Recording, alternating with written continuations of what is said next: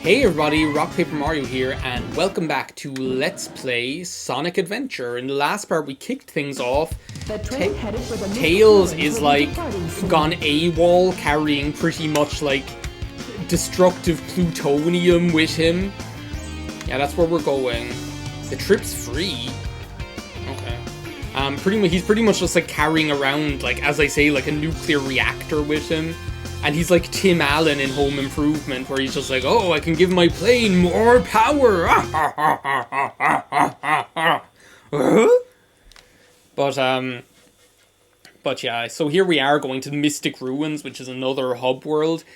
This will kind of give me an opportunity to talk a little bit about what I mean when I meant in like the last episode, when I talked about how, like, Sonic Adventure 2 improves on the storytelling compared to this game, because in this game, like, basically you play, like, the set 5, the however many number of stories there are, 6 stories, completely separately, and it's only from really playing those separate stories that you get the entire story, right?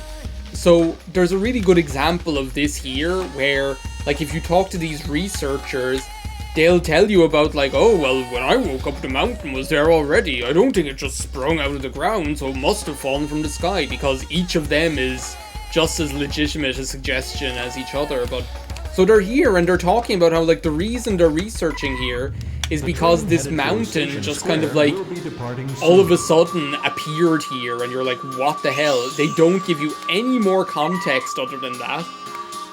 And all we know is that, like, Tails' laboratory is here. And it's not until, like, you play Knuckles' story that you actually understand what the hell is going on with this mountain and these ruins here. So whereas, like, in Sonic Adventure 2, you play through the hero story and the dark story, and the hero story, like, intersplices Sonic, Tails, and Knuckles' story, and the dark one, Shadow, the man himself, Robotnik, and Rouge. In this one, like, it's a bit more disjointed, you know? The greatest scientific genius in the world. Are you the old Robotnik or the new Whatever Robotnik? you say, Eggman. Enough! I've got big plans, and now I'm gonna put them to I work. love his voice acting in this Always up to game. no good. Now what do you want? Tails is, like, so antagonistic in this game also, by the way. Not interfere, or else. Or else! Or else what, you big loser? Or else I'll take them from you by force, the hard way. Like, Tails is so antagonistic. First he's like, oh yeah, by the way, I souped up my plane and crashed it. And now he's just like, he's like, what do you want, Dr. Robotnik? It's like, what happened to Tails? It's like it's like he got anchor arms and now he's a big jerk and everyone loves him or something. But yeah, I love, like, Robotnik's voice acting in this game, because he's just a little bit more aggressive, you know? He's like, he's a little bit more, like, serious, a little bit more of, like, an aggressive character, you know, and you've got to like that. I love, like, goofy, funny Dr. Robotnik as much as anybody else, but I kind of like this one as well, you know. Systems, full power. But yeah, like, this boss, like, this first boss is pretty easy. Like, most bosses in this game, it's all about just, okay, you hang around for a bit, he'll try to attack you, you dodge the attack, then he does another attack, and then you do a homing attack, and then you, like, do that 3 times, and that's the end of it. But yeah, it's a nice, like, introduction to what a boss battle in Sonic Adventure is like, you know. Again, I think we always have to keep in mind the context of this being, like, the first real 3D Sonic game, so... Like, in saying that, I don't mean that's, like, I don't mean that as an excuse, I just mean, like, it's important to think of things in the context of when they were first created, you know? Hey, I'll play with you some other time.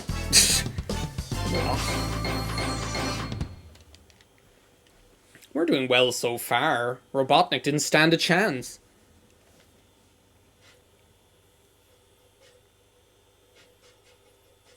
Hello, Dreamcast loading times, by the way.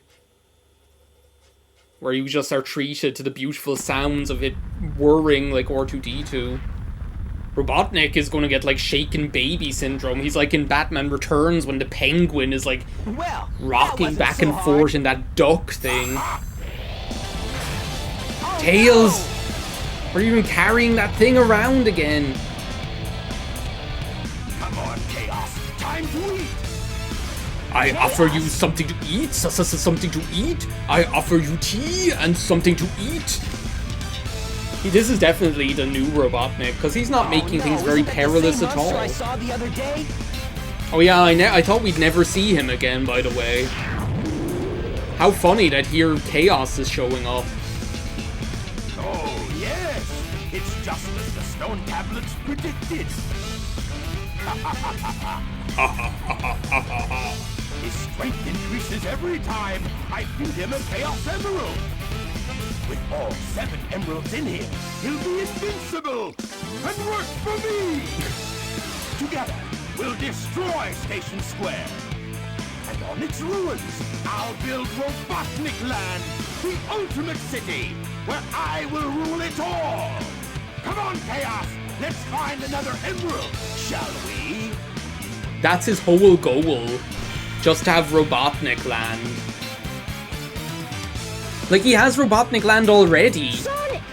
We can't let him get away with this, can we? No way, Tails! Give him hell, Tails. Without more emeralds, the monster can't transform. So, it's up to us to get the emeralds before Eggman does, huh? At least Tails doesn't do as much eyebrow talking as Sonic. But yeah, like that's Robotnik's entire goal is to make Robotnik Land, which, like, if that's his entire goal, he's done that like 50 times. Like in Sonic Colors, he has like Robotnik Land, obviously, but even like before this, there's like Knuckles Chaotix, where he already has like an interstellar amusement park, and in like the movie, like he already has an entire city, like, and like Scrap Brain Zone, Metallic Madness Zone, are they not all like Robotnik cities? So it's like, how many cities does he want? It's like, if all his like entire goal is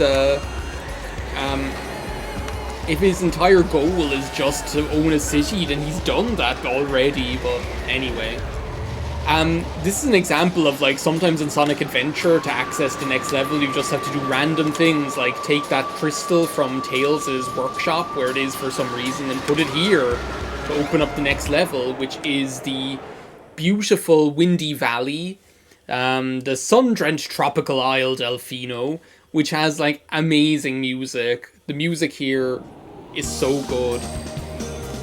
Like, I love it, and I just love, again, it's another level that just like really accentuates how beautiful this game can be, and where you can tell they just wanted to make something that looks really impressive for a 3D Sonic game, you know, but while still feeling like like the same Sonic that we knew and loved from the Sega Mega Drive or whatever. So like you still get like the same, technically you're still doing the same actions, you know, you're doing platforming, you're bouncing on springs, crossing bridges. There's like wind physics and things like that. And then like just this crazy stuff happens that just pumps it up to another level. Like, we're trapped in a tornado, get brought up here, where we're pretty much like escaping the tornado vertically. Which just like, again, like when you think about this in the context, and I don't like mean for context to be like the word of this LP, that we say like the word context 20 times every single video, but when you're thinking about this in terms of it being the first 3D Sonic game, this is pretty amazing. Like, seeing this, I know now that we've seen like Sonic Colors and Sonic Generations and Sonic Forces and Sonic Unleashed, you know, we've seen it all, but like back then, this is just like amazing. And then you get this amazing remix of this track, Green Grove from Sonic 3D Flicky's Island. Amazing. There's some like cool parts, like really cinematic parts like this. Again, it's like I have to say it again, it's almost like in Ocarina of Time, the way the cutscenes really emphasize the fact that you're playing a 3D game. Like they intentionally are like showing things from different angles and zooming around and stuff like that. And they do the same in this game where they're like, look, you're playing a 3D game, you're playing a 3D game, rah, rah, rah. Sonic eyebrows, Sonic moves his eyebrows, rah, rah, rah. When he moves his eyebrows like that, whenever he has dialogue, by the way, it like reminds me of this crazy Cadbury's chocolate ad there used to be here. Where basically what, like, oh, I didn't see that one coming. Where basically, like, the entire ad was just these two kids, a boy and a girl, sitting on a chair looking at the camera with this real, like, deadpan expression on their face, moving their eyebrows. Like, I'm going to tell you now, Google, like, or look it up on YouTube, like, look up on YouTube Cadbury's eyebrow ad. And just like, you'll see exactly what I mean. That's what I think about every time when I see Sonic like doing his eyebrow talking in this game. It's just insane. But yeah, like look at this, it's so beautiful, Windy Valley. And I love that they brought back the remix of of Green Grove Zone, because like Sonic 3D, Flicky's Island has some amazing music, and I feel like we don't hear it enough, if you know what I mean. Here's some more rings just in case we needed them, and just what we needed, some more plutonium for Tails to fuck around with inside his laboratory. Yeah, not bad. Yeah, we got the Chaos Emerald. Prefer to do that than any of those stupid Sonic Heroes Chaos Emerald levels, I tell ya.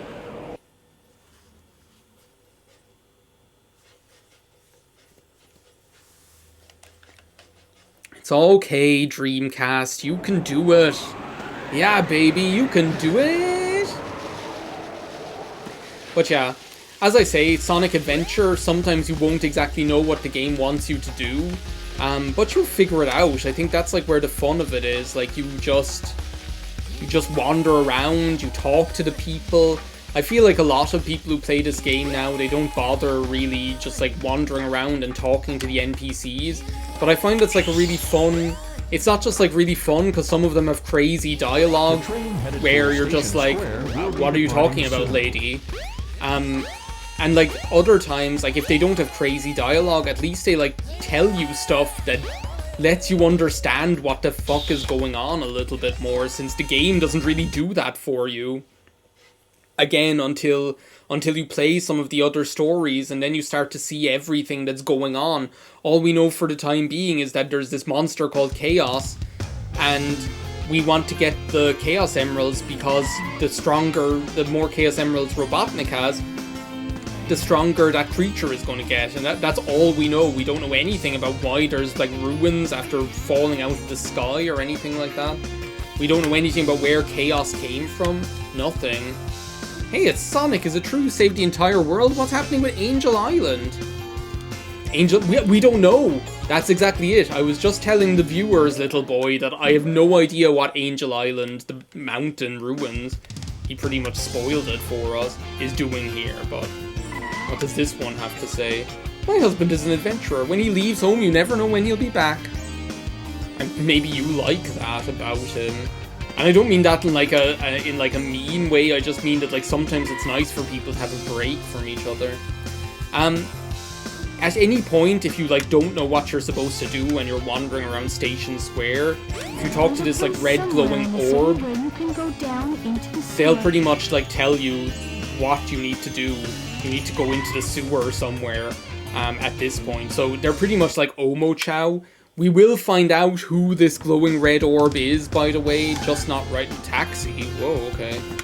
Hey, can I ride on you like Oliver and Company? Why should I worry? Why should I care? It's just a beep-bop nation, 'cause I got street savoir-faire. Why should I worry? Why should I care? Yeah, that's enough of that. That's enough Billy Joel here. or Billy Joel. It's funny, in Ireland people always say Billy Joel for some reason, and I have no idea why, rather than just calling him Billy Joel. There's the cops, I can't be dealing with them. I never even got like some sort of like where's like the manhole cover I'm looking for, but here. I never even got any sort of like lifetime achievement award or anything for saving the cops from chaos. It's typical, you know. This is the thanks I get for doing all that overtime. The cops are always really quick to turn on Sonic as well, by the way. Like, at a moment's notice, they'll just be like, arrest him! Now you've got This is our first upgrade, as Omo Chow was explaining. While I'm just admiring them, I'm just like, oh, nice. Feels comfy, soft, I like the way that feels. As long as there's a trail of rings, you can go just about anywhere. Like, each character has upgrades that you get. Sonic has 2, as far as I know. The shoes and the bracelet. And what the shoes will do, like Omo Chow was explaining, is we hold down the charge button until this stage, and then it pretty much lets us dash along paths of rings. It's a really cool ability. And again, that was weird. And again, it's just a cool way of kind of emphasizing that this is a new Sonic game, I guess. Also, sorry man, I already did. A little bit late on that one. There's like this egg in that guy's shop that I think you can actually, yeah, this is how you get it, I think. Wait a second, I didn't mean to do that. Where did it go? I think this is how you get it. I can't remember what it does when you do get it though. But what you can do is you can just like in Indiana Jones, you can steal this thing. Enter through the front, okay? Yeah, whatever. He's like so worried about me using the wrong door, he doesn't even notice that we're just like robbing him blind here. It's like, sorry man. Why don't you call the cops? I'll tell you who's on duty. To quote Samuel L. Jackson. I don't have no idea what I'm supposed to do with this now that I stole it, by the way. But yeah, I guess that's something for us to figure out next time. Now that we have the Lightspeed Dash, I think I need to figure out what we're supposed to do next. I think like the next place we go is actually back to the City Hall train station, something. At least that's the good thing about this game. If you do ever get stuck, then... Well, no, I think this is like the wrong building. There's like 2 buildings that look kind of similar here. There's this one, but this is just the train station. I don't think there's anything to do here. And there's like the City Hall one.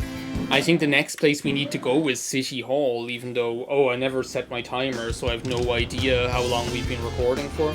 We're probably like at about 20 minutes now. Let's talk to some people here. It's late, go home, but you won't listen. Oh well, she'll figure it out somehow. What have you got to say to us now, Omo Chow? We can go to the casino area. Yes, the casino area. And is that not through... I think we go there through the City Hall area or something? Or which way is it? Or is it like the... I'm getting confused. This is like the... No, it's through the hotel. That's it. There's all these buildings that look the same. Like there's several buildings here in Station Square. There's like the City Hall building, there's the train station building, and there's this one. And the casino area is out here. But actually, hang on a second, isn't that the building that I was thinking about? I'm getting like Mondo confused here. But this is the building I was thinking about where there's the area up top. Yes. This is what I was thinking about, is there's like a Lightspeed Dash area up here where... Ready, go! Well, that didn't work. Ready, go! There we go. Get in there, Sonic! Gotta try that again. Whoa, Sonic is just a sphere. I never, like, looked at it that way before, but when you, like, jump, he literally just turns into a sphere rather than being his model curled up, which there's something, like, kind of funny about that.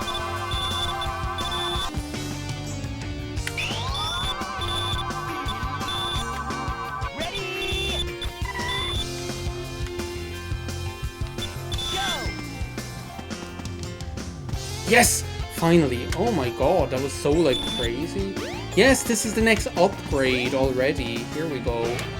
I remember there was a reason to come in here. Got this, like, bracelet thing. This is the crystal ring.